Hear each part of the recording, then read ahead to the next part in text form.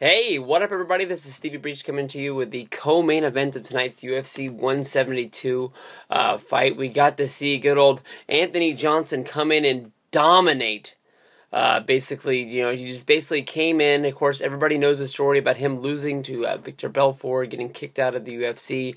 Basically had to go through and he had to fight his way back in, going back through Titan Fighting Championships, various other independent promotions, as well as the World Series of Fighting, coming back tonight at Baltimore at UFC 172 to beat Phil Davis by decision. But he just came in and he honestly looked the best of his career. He reached the full potential. He put a full-on beating on Phil Davis here. Phil Davis is not a nobody in this sport, but basically, he came back and he proved, that he deserved to be in the UFC. He's going to be at the top of his division, and he is the guy that is going to be a force to reckon with. He came in, he's got a 7-fight win streak going on. He gave all of his love, to Dana White, saying Dana White was basically the guy that sent him away, that basically after the Belfort loss, released him from the company, made him, grow up and become a man that he is.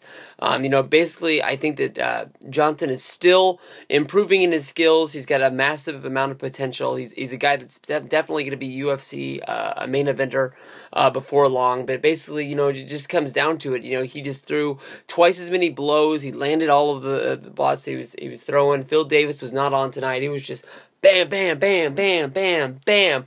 He was doing everything. He was trying to lock on that submission basically near the end of the last of the third round, but he wasn't able to get it, but he didn't even really need it. Everybody knew that just basically going into that last round that he had dominated that fight.